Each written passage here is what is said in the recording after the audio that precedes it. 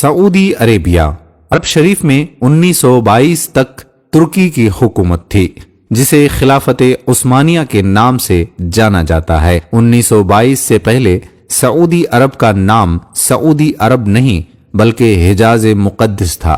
خلافت عثمانیہ دنیا کے 3 برے اعظموں پر 623 سال 1299 سے 1922 تک قائم رہی۔ جب بھی دنیا میں مسلمانوں پر ظلم و ستم ہوتا تھا تو ترکی حکومت اس کا منہ توڑ جواب دیتی۔ امریکہ، برطانیہ، یورپین، نصرانی اور یہودیوں کو اگر سب سے زیادہ خوف تھا تو وہ خلافت عثمانیہ حکومت کا تھا۔ امریکہ، یورپ جیسوں کو معلوم تھا کہ جب تک خلافت عثمانیہ ہے ہم مسلمانوں کا کچھ بھی نہیں بگاڑ سکتے ہیں۔ امریکہ اور یورپ نے خلافت عثمانیہ کو ختم کرنے کی سازش شروع کی۔ 19ویں صدی میں سلطنت عثمانیہ اور روس کے درمیان بہت سی جنگیں بھی ہوئیں، چونکہ مکہ اور مدینہ مسلمانوں کے نزدیک قابل احترام ہیں، اسی لیے سب سے پہلا فتنہ وہیں سے شروع کروایا۔ امریکہ اور یورپ نے سب سے پہلے اس شخص کو کھڑا کیا جو کرسچن تھا، ایسی عربی زبان بولتا تھا کہ کسی کو اس پر شک تک نہیں آیا۔ اس نے عرب کے لوگوں کو خلافت عثمانیہ کے خلاف یہ کہہ کر گمراہ کرنے کی ناکام کوشش کی کہ تم عربی ہو اور یہ ترکی عجمی یعنی غیر عربی ہیں، ہم عجمی کی حکومت کو کیسے برداشت کر رہے ہیں؟ پر لوگوں نے اس کی ایک نہ مانی۔ یہ شخص لارنس آف عربیہ کے نام سے مشہور ہوا۔ آپ لارنس آف عربین لکھ کر گوگل پر سرچ کر سکتے ہیں۔ پھر امریکہ نے ایک شخص کو کھڑا کیا جس کا نام عبد الوہاب نجدی تھا۔ عبد الوہاب نجدی کی ملاقات عرب کے ایک سوداگر سے ہوئی جس کا نام ابن سعود تھا۔ اس نے ابن سعود کو عرب کا حکمران بنانے کا لالچ دیا۔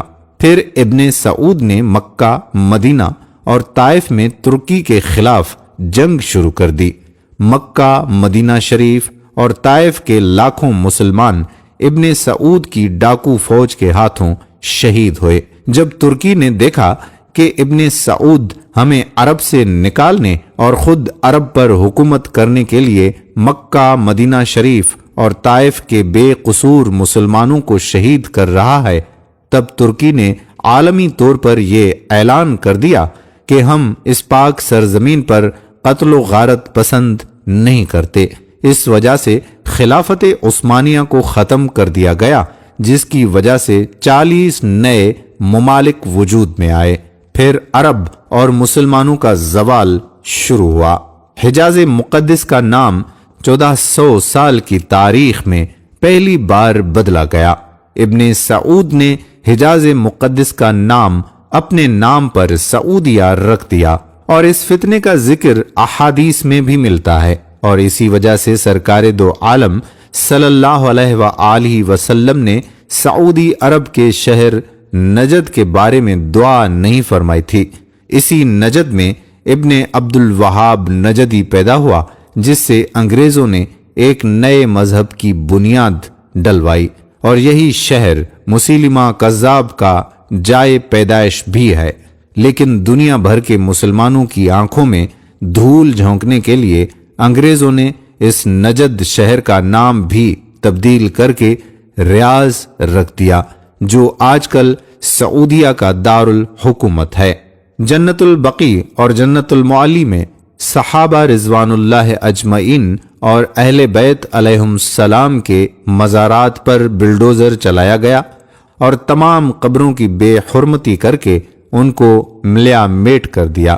بدقسمتی سے آج بھی کئی بھولے بھالے مسلمان انہی قبروں کو سنت کے مطابق سمجھتے ہیں، حالانکہ 1922 سے پہلے وہ ایسی نہ تھی۔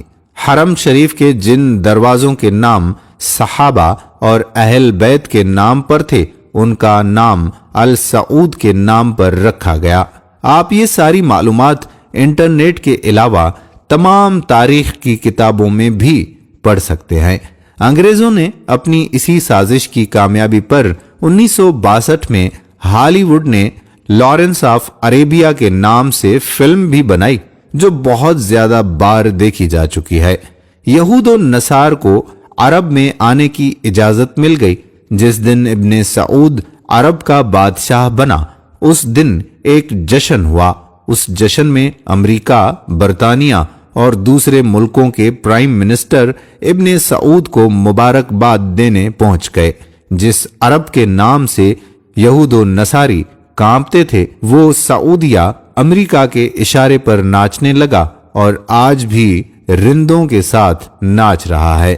یہود و نصار کی اس ناپاک سازش کا ذکر کرتے ہوئے علامہ ڈاکٹر محمد اقبال نے اپنے کلام میں لکھا ہے کہ وہ فاقہ کش جو موت سے ڈرتا نہیں ذرا، روح محمد اس کے دل سے نکال دو۔ فکر عرب کو دے کر فرنگی تخلیات، اسلام کو حجاز اور یمن سے نکال دو۔ اللہ تعالی مسلمانوں کو ایسے فتنوں سے محفوظ فرما کر پھر سے خلافت کی دولت عطا فرمائے اور ہمیں ماضی کے تلخ حقائق کو سمجھنے کی عقل عطا فرمائے، آمین۔ دوستو، یہ ویڈیو ہم نے تاریخی تناظر میں بنائی ہے۔ اگر کسی کو بھی ہماری بات سے متفق ہونے میں ذرا سی بھی ہچکچاہٹ ہوتی ہے تو گوگل پر کئی کتابیں موجود ہیں اور اپنے آباء و اجداد سے بھی اس تاریخ کے حوالے سے ذکر ضرور کیجیے گا، یا آج کل چلنے والا ڈرامہ ارطغرل ضرور دیکھیے جس میں آپ کو تفصیلی معلومات ملے گی۔ یہ تھی سعودی عربیہ کے حوالے سے کچھ معلومات جو کہ حجاز مقدس سے سعودی عربیہ بنا۔